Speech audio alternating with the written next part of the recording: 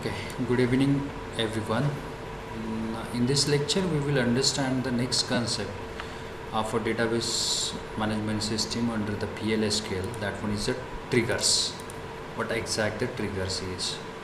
We will discuss the trigger in a PLSQL. The trigger are stores the program which are automatically executed or fired when some event occurred. So what exact the trigger is? A trigger is a program which one is run if the condition is satisfied. We can say that one is simply the in a particular situation, the particular situation is true, then the particular program is fired. That's called the trigger. Trigger are in fact written to be executed in a response to any of the following events. It may be the trigger program run when a following events occur. We can say that one is the database manipulation, means when we run the DML queries like delete, insert or update. It may be in the event happen of the delete, it may be the trigger occur.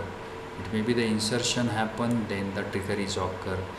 Trigger is simply the block of code which one is executed on a particular situation. Then same thing for database definition or DDL commands. If we create run the create command or alter command or drop command on this situation, it may be the trigger will fire. Then database operation like a server error, log on or log off or startup or shutdown, it may be the it's run on these operations. We can set the triggers to set the particular event on a particular operation. Trigger can be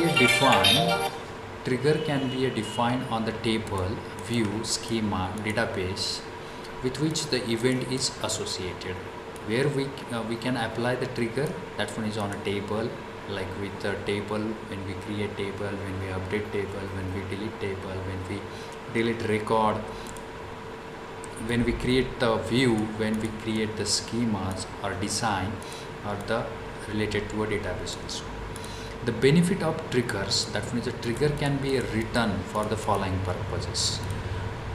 Generating some derived column value automatically, means if we want to generate some value, or it may be for example we want to change the or create some value for a situation, then when we delete something in an existing table and we want to make a backup of that deleted record, then we can fire a trigger to maintain that deleted record in another table. That one is again one benefit to generate the trigger. Enforcing a referential integrity, that one is again the if we change something, if we modify something, then we need to store the older version of that record, then we use the trigger. Event logging and the storing the information, like when we insert the record, then we can fire the trigger. Then at the time of auditing, means we can go with the auditing, like we track some record or some modification, then we can apply the triggers. Then synchronization, replication of a table, like you want to verify the synchronization, or it may be you need to track the replication of table. That time we use trigger. Then imposing the security authorization, like unauthorized access is happen, then the particular trigger is fired, or maybe a particular program is executed which one is indicates to the user about the unauthorization. Then the preventing invalid transaction, then it's again a track about the invalid transaction. That is simply the use of trigger.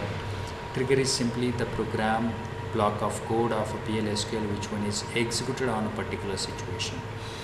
That is simply the theory about the trigger. Now creating the trigger, how to create the trigger, that one is simply a syntax create or replace trigger keyword, then trigger name, then particular trigger run with the different type of, it may be trigger run before the query, trigger run after the query, trigger instead of, or it may be at this time of execution it run the trigger. That one is simply the types. We will understand the different type of a trigger after the understanding of a simple example about the trigger. Now insert, that one is simply the queries related to the DML, that one is insert, update or delete. Then of a column name on a table, like we want to apply some column, then we mention a column name here from the particular table, and referring old as or new as, that one is again a simple example. Old and new are the existing objects which one is used for under the trigger.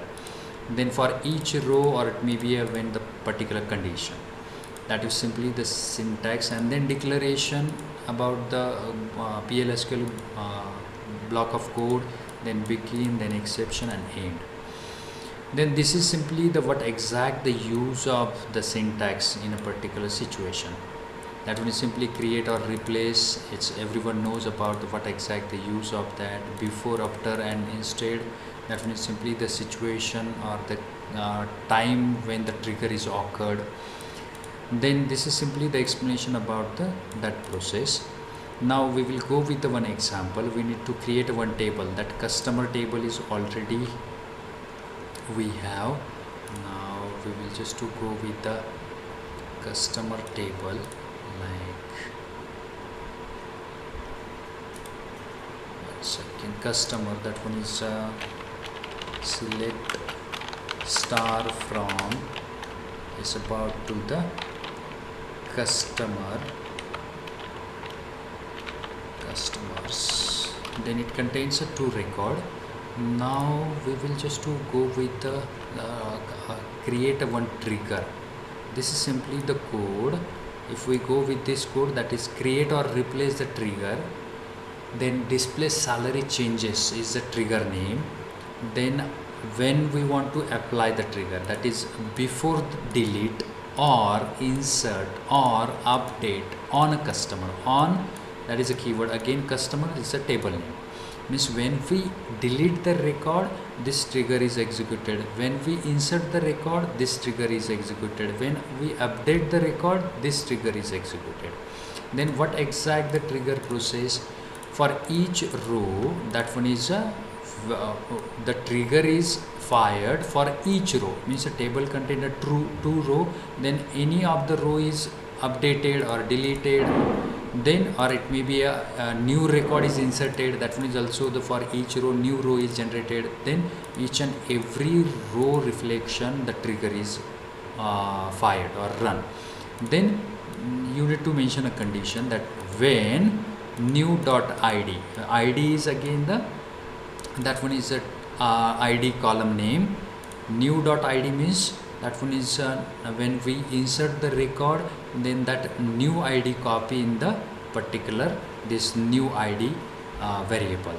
New is object, it's a inbuilt object. That one is a system defined object. We can create the new and old, like a new id, old id, right? Then when new id is greater than 0, then that one is simply the condition which one is start the process.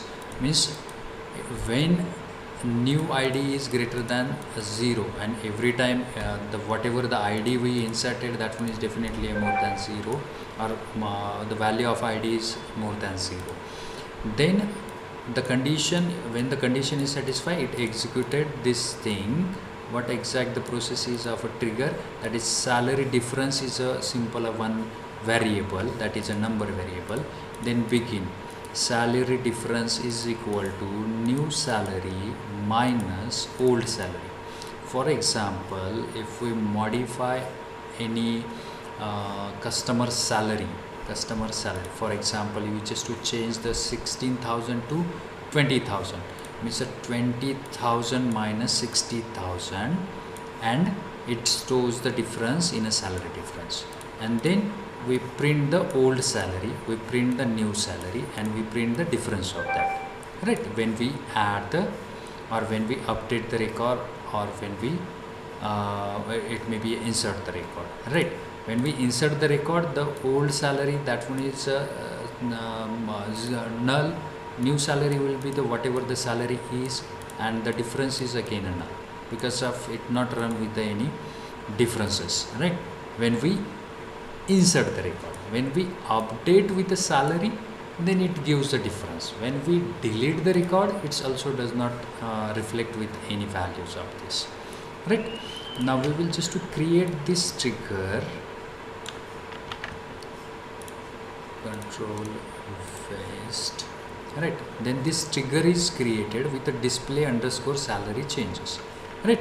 Now we will just to insert the record in an existing table, triggering a trigger on a particular situation. That one is simply the when we insert the record, the trigger is fired. Then why the particular output is not shown? Because of we need to make it as a set server output on, right? Now we will just to copy the same record, paste. Okay, now when we insert the record, then trigger is automatically called. It's showing as old salary is nil because of there is no any modification in an existing salary. That's why old salary is null. New salary is a 7,500. That one is in a record, and the salary difference is again a null.